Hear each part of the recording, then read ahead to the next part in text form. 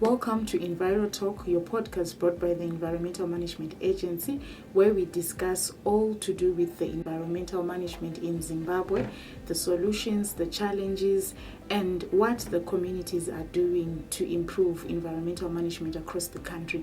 I'm your host, Matabeleland North, and today we have traveled to Matabeleland North, where we want to learn about how the province is doing in restoring the Earth's kidneys wetlands. We speak to the provincial manager of the Environmental Management Agency, Mrs. Chipo Mbofu Zuze. Let's dive right in.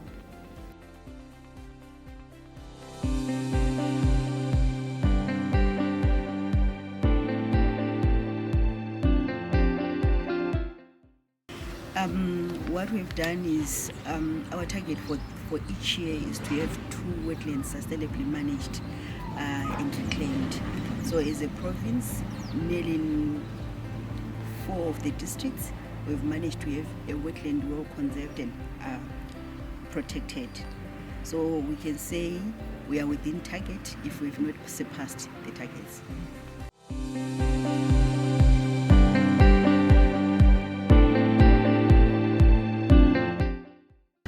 What we have noticed is the interventions of wetland reclamation have come in after the realizations that wetlands are drying up due to cultivation and also tramping by animals. So what we do is engage the communities and agree on the mechanisms or the measures to be taken to protect that environment.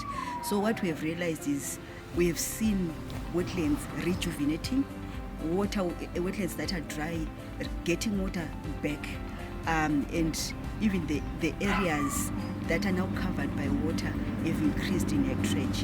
What we have also realized is even the fauna and flora is also increased, that is the biodiversity. We have also realized that with the protection of wetlands, water supply for livestock and different uses is also improved. So these are the major improvements that we have also seen, and we have also recorded some positive impacts where communities are now getting supply of water to cultivate their crops throughout the year. Where they would maybe only cultivate for a part of the year, now they're able to do it throughout the year. So these are all positives derived from protecting our wetlands. We have a very good example in Kai, a wetland called Silver, where communities are now harvesting thatching grass. They used to have problems when they are looking for thatching grass, but because of the protection, each year they are able now to harvest for their personal use. Also, the biodiversity, besides that, it also attracts tourism. In Kai, though we are still working on mobilizing the community, we have a very good wetland, which, if well protected, it's a bird haven for different species, and it is our prayer that the communities will agree to the engagement for us to be able to work with them and protect that wetland for tourism in the areas. So we can say basically those are the major benefits that we've realized so far. Socially, we've realized that when communities are deriving a benefit from their environment, they tend to be the harmony. They are not fighting over a limited means of production. They are able now to get various sources of revenues from the protection of the wetland. So we are saying we're helping bring a harmony in communities. We are also removing pressure from the exploitation of some natural resources. I'll give you an example of when the wetland is not yielding much water, people scramble for the core that is remaining. But if that wetland is protected, I think you have seen it at Kasibo. Now a lot of families are able to cultivate without scrambling for the core only. The project has grown, it has embraced a lot of people. So harmony is there, protection of the environment is there as well.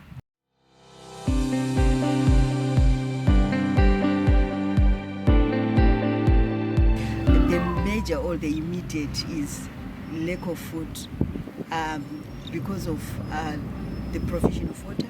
We are seeing people now secure from food insecurity. We are also saying a degradation on its own, where we see areas, and if you look at our province, we are very susceptible to land degradation because of the fragility of our soils. But when the environment is protected, the areas are no longer degraded.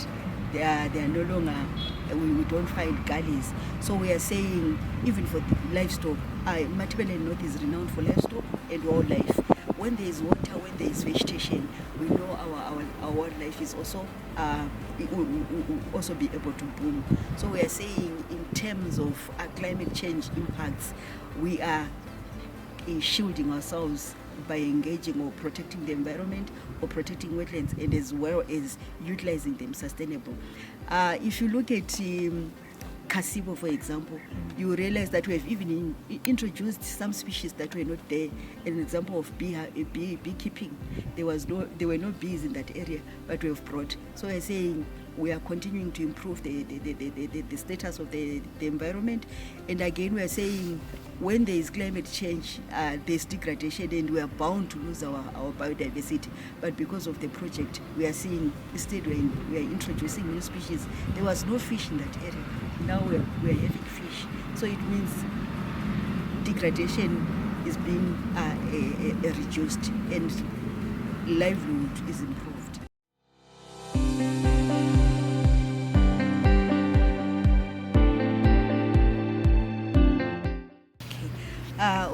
Zimbabwe is part to the Ramsar Convention, and Ramsar is all about protection of wetlands. So if we are doing our part in protecting the wetlands, it means we are fulfilling the desires or the goals of the convention.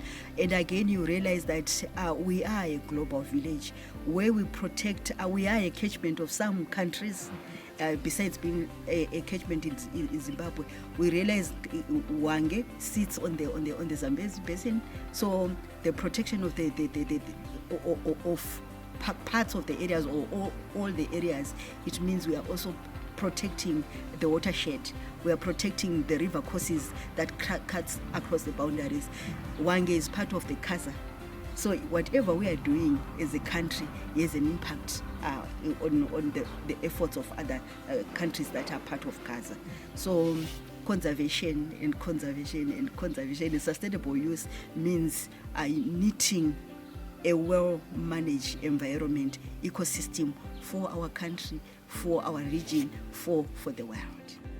This was an enlightening conversation with Mrs. Zuze, and it's so inspiring to see how just a restoration of wetlands is not only restoring ecosystems, but it is also improving livelihoods in Matabeleland North. Thank you very much for joining us in this episode of Enviro Talk. I'm your host, Matabeleland North. Till next time, stay green.